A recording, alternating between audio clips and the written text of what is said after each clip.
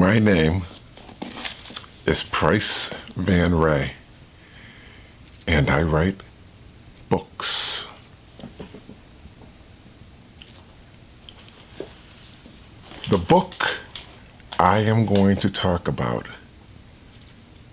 is called Chronicles of the Multiverse. Birth of the Nickelback.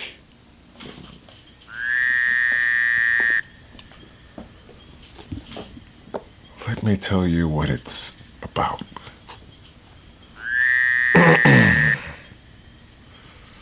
What do you have left when you have no family or friends? Do you hide like a turtle in its shell, or do you blame yourself for not being strong enough to save someone close to you? Tillman Whitaker Small is a young boy haunted by memories. He is told by a stranger he is a Nickelback, guardian of the multiverse who travels to parallel worlds. But is this young man able to leave his painful past behind?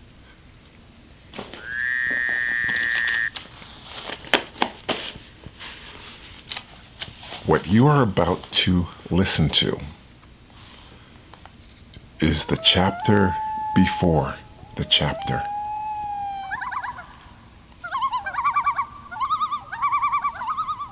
Of the book I'm going to read to you.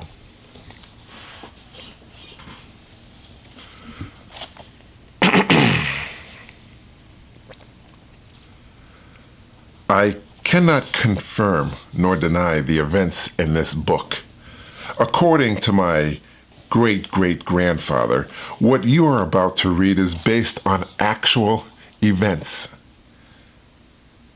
The Nickelback did exist.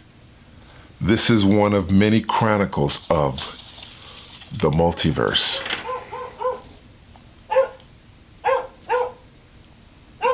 The universe is a vast and endless portal of knowledge that mankind has yet to grasp.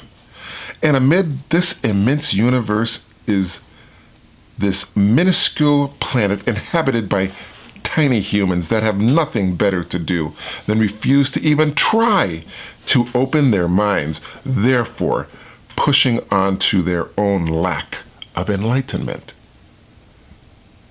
Savannah Winter Ray.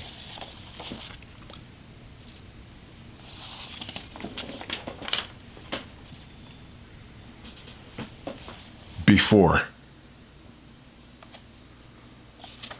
There is a spiritual war inside me.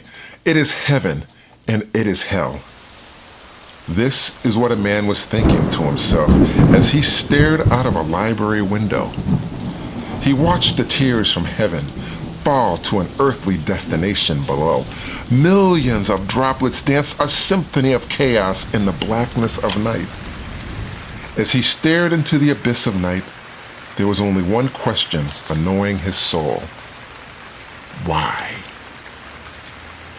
The place was the main library located in Springfield, Massachusetts.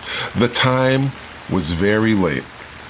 All of the patrons had left for the day. Only a few workers putting books away on the shelves remained. Neville Farnsworth was one of the supervisors of the library and was usually the last person to leave. He walked away from the window and began to check all of the aisles for patrons who may have forgotten that the library was closing. Neville tended to wear the same attire every day. It was not that he did not have many clothes. The fact was that all of his clothes that he owned were the same. That was because he didn't believe in putting too much thought into what he had to wear each day. He believed that when you spend more time and energy, you should do it on other things. Neville was in his mid-40s. He wore wire-framed glasses. His skin was dark brown and he was close-shaved. There was also no hair on his head, but this was by choice. He stood 6 foot 6 inches tall and had broad shoulders. His attire was very businesslike. He believed that when you dealt with the public, you should be looking your best. He wore a blue pinstripe shirt and a red tie with smiley faces. His black pleated pants had a cuff on the bottom. He was well educated and spoke with such elegance. Neville's voice was very gentle and reserved. He walked with pride in every step he took. He said goodnight to all the other workers as they left. Then he locked all of the doors of the library for the night. When he was done, he went behind the front courtesy counter and put on his black trench coat that was lying on a chair. The coat fell down below his knees. He had been working for this library for many years. He could tell you where every book was located by title. Being a library supervisor was the perfect job for him. He loved history and only wished to preserve it. This was a very special night for him. He had an appointment which he could not be late. Before he left, he needed to make sure everything was in order before he closed the library. He walked to an open archway of the main entrance. Above it hung many displays and artifacts. He raised his hand and pointed to the staff hanging high on the wall. "Come to me! Come to me!" he yelled as the staff leapt off the wall into his hands. The staff was old and worn. It was about 5 feet long, inscribed with ancient symbols. The symbols slowly moved across the staff, hypnotizing anyone who crossed its path. Walking into another room, Neville's eyes the bronze bust of a man who was well recognized in the library. The bust was of the famous man named Andrew Carnegie. He was important to the funding and construction of this library a long time ago. As Neville walked, he could feel the eyes of the bust following him with each step he took. Neville looked at the displays. An oriental rug floated behind a large display case in the wall, with corked ships and glass bottles. Looking very closely at each ship, he was amazed at how very lifelike the figures on the ships appeared to the naked eye. They looked as if they were frozen in time. He swore he heard the ocean waves crashing against the shore, clear as day. It reminded him of a time when he was a child playing making sandcastles with a friend. Then he looked at 2 swords on the wall. One sword was dark as night. The other sword was bright as day. Then he looked at the wind chimes made of silver utensils that hung over an oversized window in the corner. The wind chimes could be heard chiming as a breeze made its way through the crack in the window pane. He walked to another part of the library, making sure that everyone was gone for the night. All was quiet in this room except for the sound of the monstrous drops of rain. He pounded the staff on the floor with force, and all of the lights in the room immediately turned off. He then walked to another room and looked around. He walked back to the main entrance and glanced around. He could hear the rain outside as it hit the rooftop.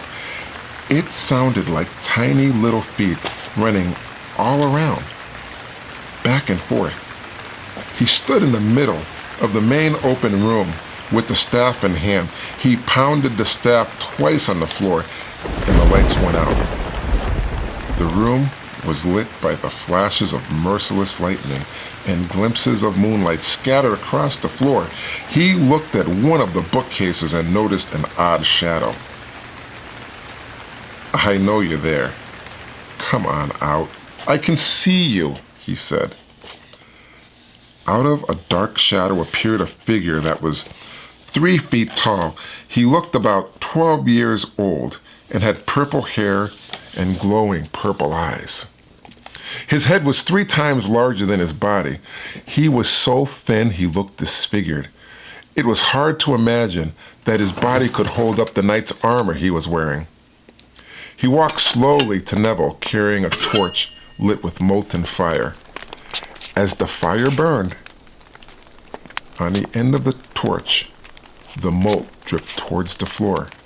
but before it touched the floor, it disappeared in thin air. Master, don't be alarmed, for it is only I. I was wondering where you were going. Sebastian, I'm going to leave for a while. I don't know when I will be back, Neville said, looking at Sebastian. Please, Master, may I go with you this time? No, Neville responded. Please, I wish only to be by your side and protect you, Sebastian said in a raspy voice with his head down. Sebastian, you can't protect me. You can't even protect yourself. I don't need protection as much as you. I don't want to see you hurt. You must stay here where it is safe, Neville said. Master, please let me come with you just this once, Sebastian said with tears in his eyes. Neville looked at Sebastian and paused. Then he said, You know that you can't come with me. Why do you ask me all of the time? If you come, they will know. They will find you and they will kill you. Sebastian looked sad. He looked at the torch he was holding. Then with his free hand, he caught some of the malt. It didn't burn him. Then he blew on it and it turned into a mist and disappeared. Will you be coming back soon, Master? Sebastian asked. No, I will not. You know what to do. Stay out of sight and only come out at night. Seeing how you don't eat, I don't have to worry about feeding you. If you get lonely, play with the alley cats. But stay out of sight. I think there's a smoke demon hanging around outside. Stay away from that thing, Neville said. Yes, Master, I will do as you say, Sebastian said sheepishly. One more thing, Sebastian. Stop calling me Master. I am not your master. No one is. You are my ward. I will look out for you as you do me. Do you understand what I'm saying? Neville asked sternly. Yes, Master, Sebastian said, looking down. Neville looked down at Sebastian and shook his head. Then he picked him up and gave him a hug and a gentle kiss on the cheek. Sebastian smiled and looked at him for a few seconds. Now, off to the shadows with you. Remember to stay out of sight. I will be back as soon as I can, Neville said as he put Sebastian down. Sebastian walked backwards into the shadows by the wall. The darkness engulfed him as he disappeared. Neville was now all alone as he stood in total darkness except for the streetlights peering in the window. The top of his staff illuminated a brilliant light. He looked at it and his eyes lit up. He was about to go on a journey. He was about to go home, not to his home in the city, but a home far from here, a home that no one he worked with knew about. This was a home where he could only get to by the power of magic or science. It was a world that was parallel to the one he was on. He was about to open a rip to another world. It was even another reality. He raised his staff high in the air with one hand and stared at the top of it. Then he said some mystical words aloud with his eyes closed. Chi-ko-tam! He screamed as a brilliant light illuminated him. He rose 2 feet off the ground. The air was thick with electricity. He had opened up a rip in time and space. As he entered it, he saw both time and space as one. He appeared to change. His glasses disappeared off his face. His black coat turned into a long off-white cloak, laced in gold beneath his robe. Neville had a long dress shirt that extended to his knees. A golden rope was wrapped around his waist. Smoke swirled all around him, then dissipated and became a mist. He was no longer in the library. He was not even on the world where he worked as a librarian. He was on a world much different. This was a world where society had created order through chaos. A world that was rich but poor in humanity. A world he wished to make a better place. A world that only exists in the multiverse.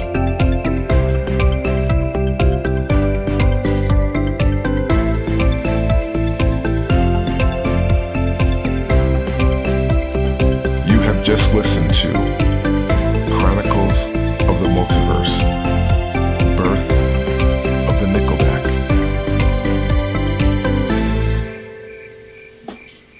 Until next time.